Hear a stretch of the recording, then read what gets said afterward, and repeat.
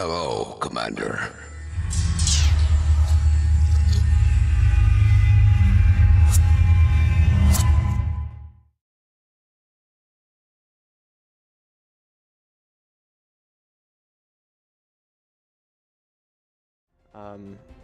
I mean, if I could, if I was gonna be really like picky, I would really like to see ping and APM, as that is something that matters a lot. I'm on 113 ping, and I definitely feel it a lot of times. All right, so we're on the desert, one of the desert maps, which make sure you guys get your sunglasses out because I do play on medium graphics, which means basically, guess what? Everything is blinding. There is no shadows here. Basic scouting, you do have this really neato scorpion, giant scorpion, which gives you tons of HP when you get it. But that's going to be the big thing. There's only 2 creep camps, which means unit and player interaction is going to be happening a lot more frequently in comparison to the other maps that we've seen before. Minor wolf aggression, I guess. I don't know. It doesn't do enough to actually warrant resist or retaliation, but it looks like both players are actually doing the same thing. Yellow's Red's hound is a little bit wounded, worse for wear. Oh, smacked the dog so many times it's gonna fall over and die. But yeah, both players are pretty much just trying to just harass each other's worker lines. It's not really doing anything, but you know, it's always kind of fun.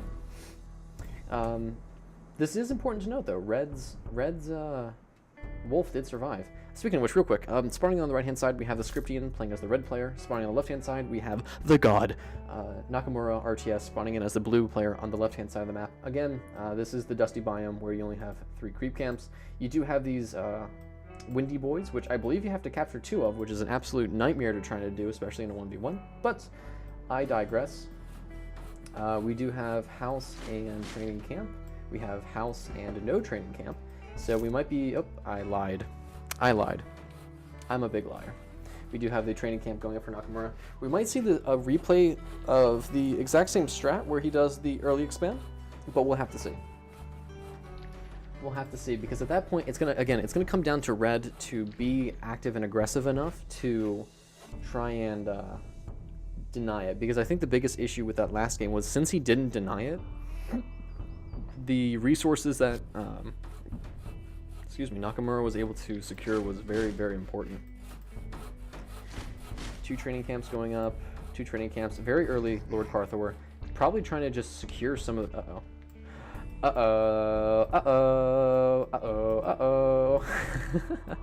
So Blue's Lord Carthor is going to get there first. They don't see each other. This is super important. They're not going to see each other until they're inside this creep camp. And there is going to be 1 footman here to support Red. And hey, what's up guys, how you doing? It's Mike from Vsauce here, and you're gonna get that creep secure from Red, and Blue is going to go ahead and leave. Doesn't want any of that business. Nope, he's coming back, XD Lamau.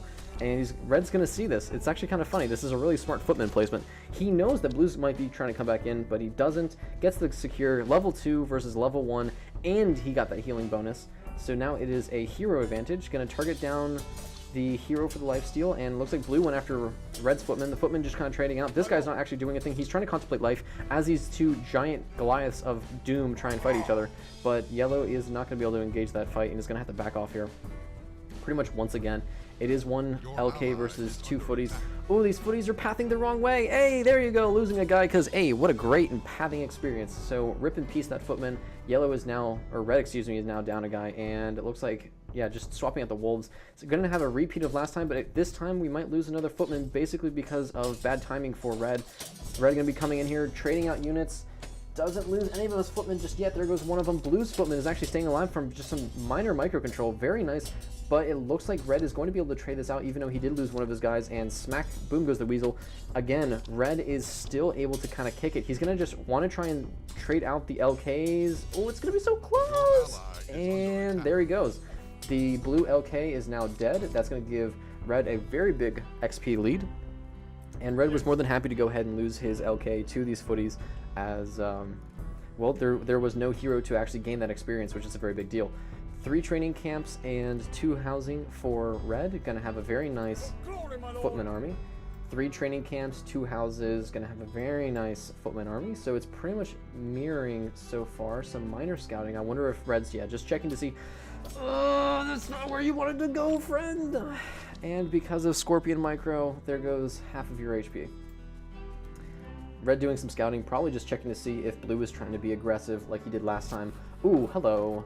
Ooh, hello. He does see this, which is a big deal. So Red knows that Blue's expanding, but Blue doesn't know that Red is expanding because there was no scouting that was done. Does actually save that, and here come the... Ooh, does get the footman, or he does get the worker, which is a big deal. Does get the worker, so that is a bit of a big deal. And the Scriptian's training or gathering base is now up half of its production compared to the training camp, or the gathering base, excuse me, for Blue. And Blue's going to be going the other way this time? Nope, this guy, yeah, is going to be going for the gathering base up here this time instead of to the south. So again, pretty much mirrored spawns. We should have the LKs spawning back in here pretty shortly. As again, they've been pretty much just skirmishing. Oh, okay, so Blue's LK is back up already. Ironically enough, because he died first. So he's going to get that creep advantage. But that also does mean that Red will be able to basically trap him up here, which is going to be a very big deal. It is a only level 2 LK versus a level 2 LK who's very close to level 3, who will have that AoE, or that, excuse me, that CC control. And there goes the pops. Everyone's trading out. As long as Blue can get, or yeah, as long as Red can get his LK level 3, does get it, should pop the ultimate, there it is. And now it's going to be a matter of kind of securing some units. But actually, there's a very big footy. Oh, Blood Rush is actually already done here for Blue, which means Red does not have his own Blood Rush. So he might have actually canceled the... No, no. Actually, it's in Nakamura's build to get Blood Rush earlier than expected. So he basically sacrificed the early game, a bit of the early game, so they could have Blood Rush over his opponent in that kind of like beginning stages of mid.